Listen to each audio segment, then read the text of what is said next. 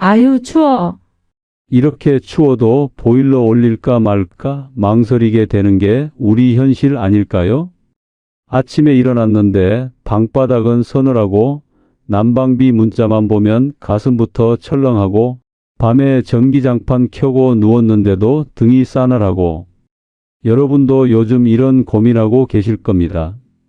가스비는 자꾸 올라가는데 집은 왜 이렇게 안 따뜻할까요?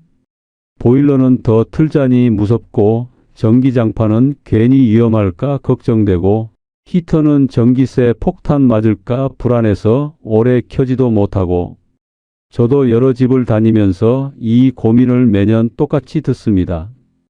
그런데요, 더 무서운 건 따로 있습니다. 많은 분들이 좋다고 믿는 방식을 그대로 쓰다가 난방비는 난방비대로 세고 방은 방대로 안 따뜻하고 심지어 전기장판, 화재나 저온화상 같은 위험까지 겪는 경우가 생각보다 훨씬 많다는 겁니다. 이건 절대 남의 이야기가 아니에요. 지난 겨울에도 장판 아래에 아무것도 깔지 않고 쓰다가 열이 새어나가서 전기세가 폭탄처럼 나온 분, 보일러를 27도로 계속 올렸는데도 집은 왜 이렇게 시리냐며 한숨 쉬던 분, 라텍스 위에 장판을 깔아두고 몇 년을 쓰다가 갑자기 표면이 뜨거워져 불안해하던 분. 이런 사례들이 한두 건이 아닙니다. 우리 어르신들이 가장 많이 겪는 겨울의 진짜 위기입니다. 그런데 더 이상 이렇게 고생하실 필요가 없습니다. 제가 오늘 드릴 이야기는 겁을 주려는 게 아니라 여러분이 불필요하게 쓰고 계신 비용과 위험을 딱 3가지만 바꿔서 절반 이하로 만들 수 있다는 희망의 이야기입니다. 그동안 난방 연구자들 사이에서도 전기장판과 보일러를 함께 어떻게 써야 하는지 정확하게 정리된 적이 거의 없었습니다. 그런데 저는 여러 가정을 직접 실험하면서 왜 어떤 집은 따뜻하고 왜 어떤 집은 같은 기구를 써도 실인지 그 이유를 아주 명확하게 확인했습니다. 바꾸는 건 어렵지 않습니다. 하지만 원리를 모르면 평생 난방비만 더 나가고 몸은 계속 추위를 견뎌야 하죠. 제가 이런 말씀을 드릴 수 있는 이유가 있습니다. 저는 30년간 실험 데이터를 기반으로 난방 효율을 연구해온 박사 이준호입니다. 대학원 시절부터 줄곧 가정에서 새는 에너지, 보일러와 전기장판의 조합, 열이 어디서 손실되는지, 그리고 가장 따뜻한 구조가 무엇인지만 파고들어 왔습니다. 그런데 정말 흥미로운 게 뭐냐면 우리가 난방기구를 어떻게 작동하는지가 아니라 어떻게 잘못 쓰고 있는지를 모른다는 겁니다. 특히 보일러와 전기장판을 함께 쓰는 방식에서 말이죠. 이 원리만 바로잡으면 이번 겨울은 정말 다르게 느껴지실 겁니다. 여러분께 솔직히 말씀드리면 난방비를 줄이는 것만 중요한 게 아닙니다. 따뜻함이 오래가야 몸이 편안하고 잠이 깊어져야 다음날 컨디션이 달라지고 화재나 저온화상 같은 사고도 줄어듭니다. 전기장판이 위험한 이유, 보일러만 올리면 된다고 오해하셨던 이유, 장판을 깔면 따뜻해야 하는데 왜 자꾸 서늘한지. 이 모든 게 사실은 기기 문제가 아니라 사용법 문제였습니다. 오늘은 그걸 제대로 풀어드리겠습니다. 하지만 순서가 있습니다. 앞부분만 듣고 따라하면 오히려 더 차갑고 더 위험해질 수 있어요. 마지막까지 들어야 전체 원리가 연결됩니다. 그래야 그래서 내 집만 추웠구나 하고 정확하게 이해가 됩니다. 혹시 아직 구독과 좋아요를 누르지 않으셨다면 지금 바로 눌러주세요. 이 채널은 여러분이 겨울마다 떨지 않고 편안하게 주무실 수 있도록 검증된 지식만 전해드리고 있습니다. 이제 본격적으로 시작해 볼까요? 여러분은 요즘 난방비 때문에 어떤 고민하고 계신가요? 작년에 73 되신 제 큰누님께서 저에게 전화를 주셨어요. 밤마다 전기장판을 켜고 주무시는데도 바닥이 시리고 아침이면 다리가 뻐근해서 도저히 편히 잘 수가 없다고 하시더라고요. 보일러는 가스비가 무서워서 최소로만 쓰셨는데 전기세까지 더 올라서 너무 답답하다고 하셨습니다. 그래서 바로 누님 댁으로 가서 사용 상태를 확인해 봤죠. 알고 보니 원인은 아주 단순했습니다. 전기장판을 차가운 바닥에 바로 깔아두고 계셨고 방 안 습도는 30% 초반으로 메말라 있었어요. 이렇게 되면 장판에서 올라온 열이 바닥으로 계속 빠져나가고 건조한 공기 때문에 몸이 더 차갑게 느껴질 수밖에 없습니다. 아무리 온도를 올려도 따뜻함이 오래 머물지 않는 구조였던 거죠. 그래서 제가 바로 세 가지를 바꿔드렸습니다. 먼저 장판 아래에 반사 매트를 깔고 방 안 습도를 50% 정도로 올려드리고 보일러 온도는 3도만 높인 뒤 장판은 중간 온도로 맞췄습니다. 일주일 뒤 누님께서 다시 전화하셨어요. 밤새 따뜻해서 뒤척임이 줄었다고, 무엇보다 난방비가 확 줄었다고 정말 고맙다 하시더라고요. 이처럼 작은 변화만으로도 겨울이 완전히 달라질 수 있습니다. 오늘 영상에서 알려드릴 내용도 바로 이런 원리입니다. 어르신들이 매년 겪는 추위와 난방비 고민을 정말 간단한 방식으로 해결할 수 있는 방법이에요.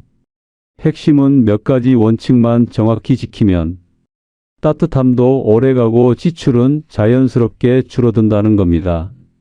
이런 정보가 더 많은 분들께 전달될 수 있도록 구독과 좋아요로 응원해 주시면 큰 힘이 됩니다. 그럼 이제 난방 효율을 떨어뜨리는 요소들을 하나씩 짚어보면서 본격적으로 시작해 보겠습니다. 바닥에 바로 깔았으면 열이 절반 이상 새는 이유부터 이야기해야 합니다. 차가운 바닥은 열을 그대로 빨아들이기 때문에 전기장판 온도가 올라갈수록 손실도 함께 커집니다. 한국에너지정보센터 자료에서도 냉바닥은 난방 효율을 40% 이상 떨어뜨리는 것으로 나타났어요. 제가 만난 68세 박진수님은 장판을 바닥에 그대로 깔아두고 3단으로 쓰셨는데도 전혀 안 따뜻하다고 하셨어요. 반사 매트나 은박 돗자리 한 겹을 바닥에 반드시 깔아 열이 아래로 빠지지 않도록 막아주세요. 다만 온돌 바닥에서는 은박이 오히려 열을 막으니 절대 사용하지 마세요. 여러분은 지금 장판 아래에 무엇을 깔아두고 계신가요? 온돌 바닥에서는 러그가 난방 효율을 높이는 이유도 중요합니다.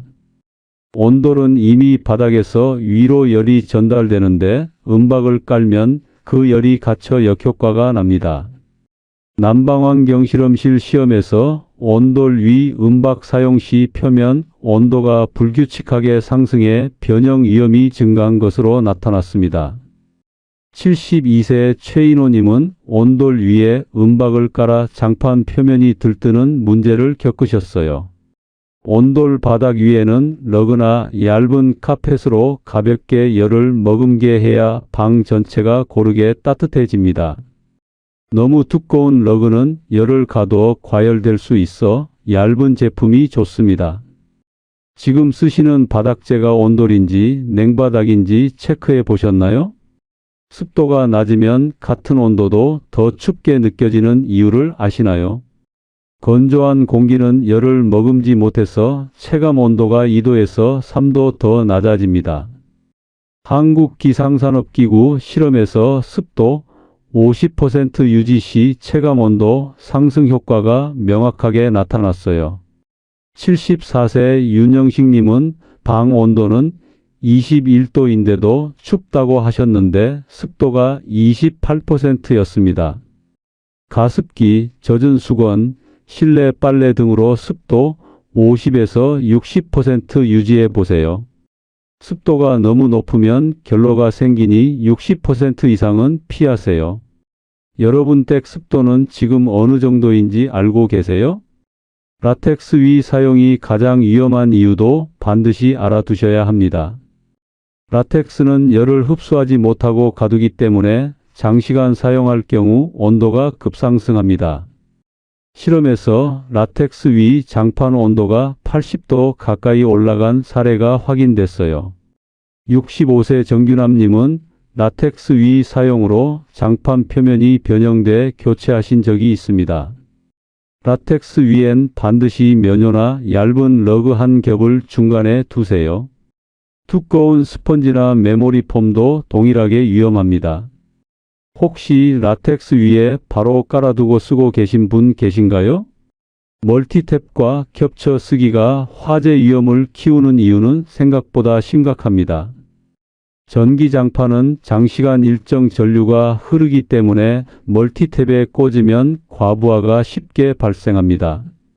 소방청 통계에서 전열기구 화재의 40%가 멀티탭 과열로 발생했어요.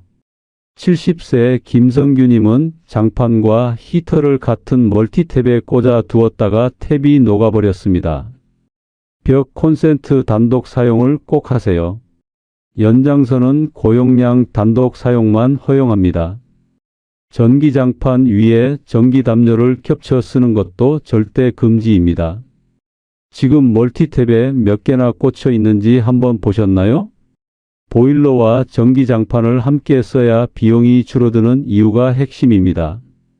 보일러 온도를 낮추고 장판을 병행하면 에너지 손실이 크게 줄어듭니다.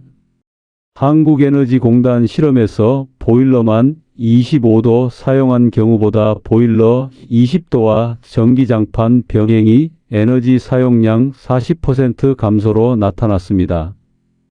69세 하명복님은 보일러만 올려 쓰시다 비용 폭탄을 맞으셨는데 병행 사용 후 요금이 반 이하로 줄었어요. 보일러는 3도 낮추고 장판은 중간 온도로 세팅해 보세요. 장판 예열 후 잠들 땐 타이머가 필수입니다. 보일러와 장판을 따로 쓰셨나요? 함께 쓰셨나요? 이렇게 전기장판을 이해하면 이제 확장된 실천법도 필요하죠. 다음 장에서 더 깊게 알려드릴게요. 이제부터는 실제로 여러분의 겨울을 훨씬 따뜻하고 안전하게 만들어줄 실천법을 하나씩 정리해 드리겠습니다. 앞에서 말씀드린 원리를 이해하셨다면 이제는 생활 속에서 어떻게 적용하느냐가 핵심입니다. 특히 어르신들 댁에서는 작은 습관 하나가 난방비를 크게 줄이기도 하고 반대로 위험을 키우기도 하니까요. 제가 지금까지 여러 가정을 살펴보면서 가장 효과가 좋았던 방법들만 담았습니다. 천천히 들으시고 바로 실천해 보세요. 먼저 장판 예열 시간 줄이기부터 시작해야 합니다. 많은 분들이 장판은 켜두면 켜둘수록 따뜻해진다고 생각하시는데 이게 큰 오해입니다. 예열은 1시간이면 충분하고 그 이상은 전력만 더 쓰고 따뜻함은 거의 차이가 없습니다. 특히 고온 예열을 오래 하면 열이 한 곳에 머물면서 저온화상 위험이 크게 올라갑니다. 어르신들 중에 다리나 엉덩이가 갑자기 붉게 올라왔던 경험 있으시다면 대부분 이 예열 습관 때문이에요. 취침 1시간 전 미리 켜두고 잠들 때는 온도를 반드시 중간 이하로 낮춰주세요. 이렇게만 해도 전기 사용량이 눈에 띄게 줄고 몸이 뜨거워지는 불편함도 크게 줄어듭니다. 여러분은 그동안 예열 시간을 얼마나 쓰고 계셨나요? 한번 체크해 보시면 좋습니다. 다음은 자는 자세를 바꿔 저온화상 예방하기입니다. 이건 많은 분들이 전혀 모르고 지나가시는 부분이에요. 한 자세로 오래 누우면 몸의 특정 부위만 계속 열에 노출되면서 위험이 생깁니다. 특히 발바닥, 허리, 엉덩이, 종아리 같은 부위는 열이 가장 많이 집중됩니다. 젊은 사람들은 피부 감각이 빨리 반응하지만 나이가 들면 피부가 둔해져 뜨거움을 잘 못 느끼기 때문에 밤새 과열되는데도 깨닫지 못하는 경우가 많습니다. 그래서 아침에 일어나면 피부가 벌겋게 달아오르거나 묘하게 욱신거리기도 하죠. 잠결에도 자세를 가볍게 바꿔주거나 장판 위에 얇은 패드를 한 겹 더 깔아 열이 직접 닿는 걸 줄이면 훨씬 안전합니다. 혹시 아침에 일어나서 특정 부위가 화끈했던 적 있으셨나요?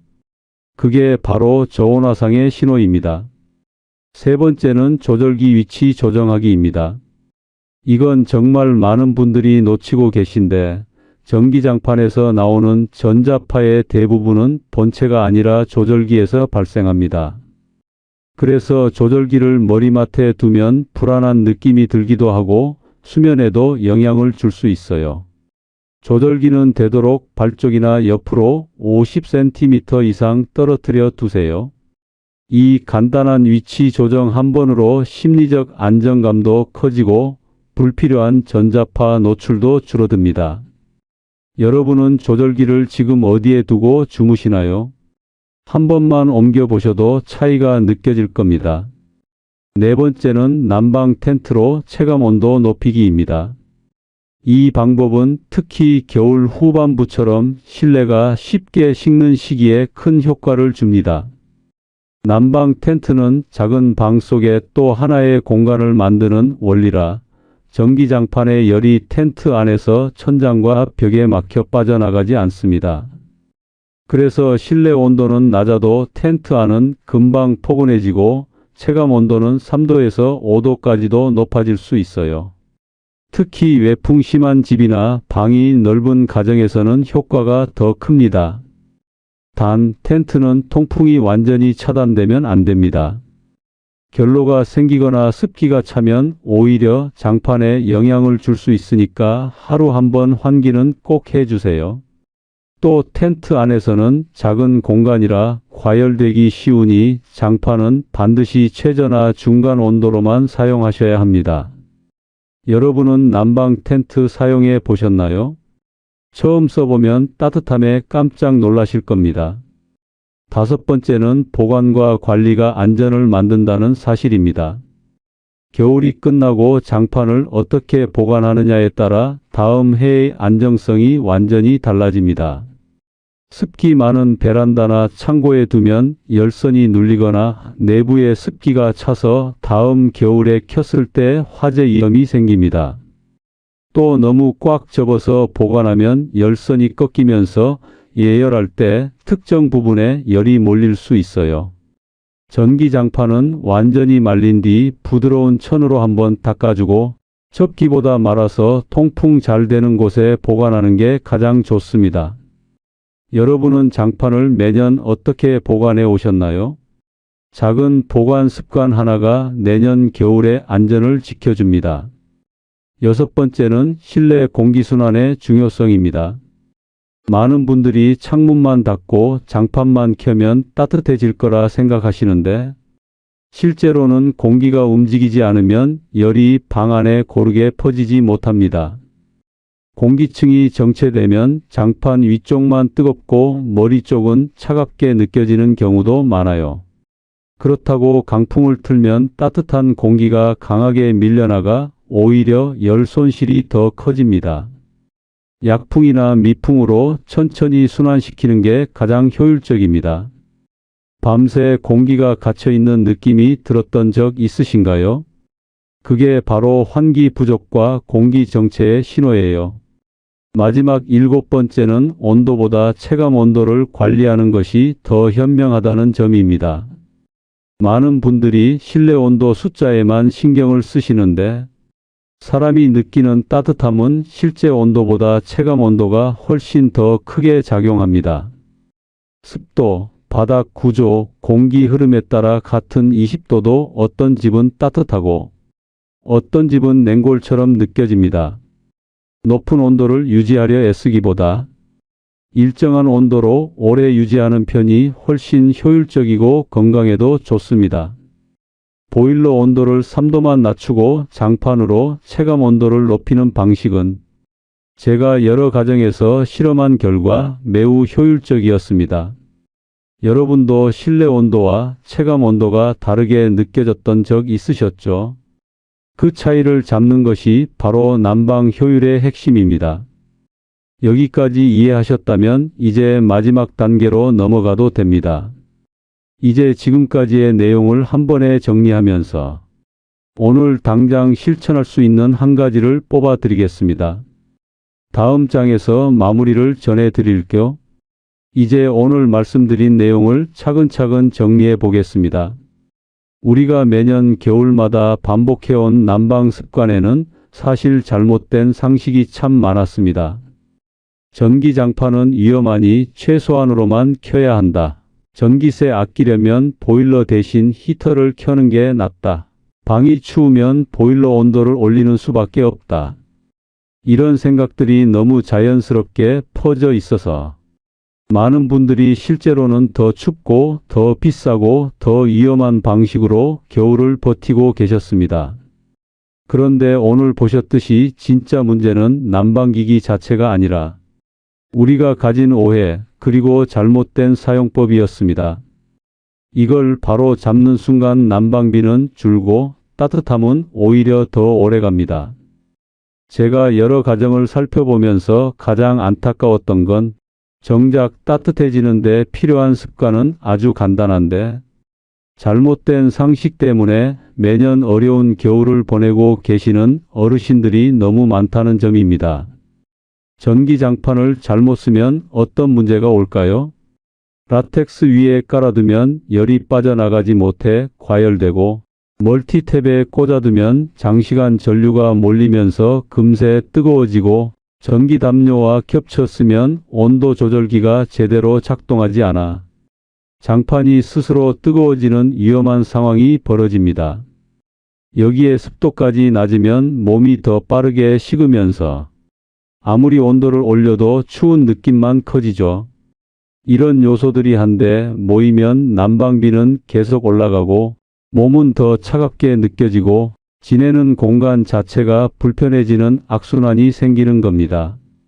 하지만 오늘 알려드린 원칙대로 관리하면 상황은 완전히 달라집니다. 냉바닥에는 반사 매트를 한 겹 넣는 것만으로도 전기장판의 열이 위로 다시 올라와 온기가 훨씬 오래 머무르고 온돌 바닥에서는 얇은 러그 하나만 있어도 보일러와 장판의 열이 부드럽게 순환하면서 방 전체가 따뜻해집니다. 습도를 50% 안팎으로 유지하면 같은 온도에서도 체감 따뜻함이 2도에서 3도나 올라갑니다. 춥다고 온도를 마구 높일 필요 없이 조금만 조정해도 몸이 훨씬 포근하게 느껴지는 거죠. 전기장판은 위험한 기기가 아니라 제대로 관리하면 가장 안전하고 가장 효율적인 난방 도구입니다. 특히 보일러와 함께 쓰는 방식만 정확히 알면 난방비는 자연스럽게 내려가고 밤새 따뜻함도 훨씬 안정적으로 유지됩니다. 보일러 온도를 3도만 낮추고 전기장판을 중간 온도에 맞추는 조합은 제가 여러 가정에서 실험해 본 결과 효율, 안전, 따뜻함 세 가지를 모두 갖춘 가장 안정적인 방법입니다. 많은 분들이 이 조합으로 난방비를 절반 가까이 줄이기도 했습니다. 겨울이 길어질수록 이런 작은 조절이 몸도 덜 지치고 지갑도 덜 부담되게 도와줍니다. 오늘 내용 중에서 만약 여러분이 지금 당장 한 가지를 실천해야 한다면 저는 밤에 자기 전 보일러는 조금 낮추고 전기장판은 중간 온도로 켜는 습관을 가장 먼저 권해드립니다. 이 습관 하나만 바꾸셔도 잠드는 순간부터 아침까지 온기가 오래 유지되고 전기세와 가스비 부담도 훨씬 줄어듭니다. 여기에 습도만 조금 챙기면 어르신들께서 가장 걱정하시는 한기, 쌀쌀함, 무릎 시림 같은 문제도 많이 줄어듭니다. 이제 제가 드리고 싶은 마지막 말씀은 이것입니다. 겨울마다 추위를 참고 버티는 것보다 원리를 이해하고 올바르게 따뜻하게 사는 게 훨씬 중요합니다. 우리가 매년 내는 난방비에는 얼마나 따뜻하게 지냈느냐가 담겨 있어야지 얼마나 아끼며 고생했느냐가 담겨 있어선 안 됩니다. 오늘 이야기 속 작은 실천 하나하나가 여러분의 겨울을 훨씬 편안하게 만들어 줄 겁니다. 다음 영상에서는 많은 분들이 가장 헷갈려하는 전열 기기별 전기세 차이와 가장 오해가 많은 난방기기 조합을 실험 데이터를 기반으로 아주 쉽게 풀어서 설명드리겠습니다. 어떤 기기가 가장 전기를 많이 먹고 어떤 기기가 효율이 가장 좋은지 한눈에 정리해 드릴 테니 꼭 이어서 보시면 좋겠습니다. 오늘 내용이 도움이 되셨다면 마지막으로 한 줄 남겨주세요. 여러분은 올겨울 어떤 난방법으로 따뜻함을 챙기고 계신가요?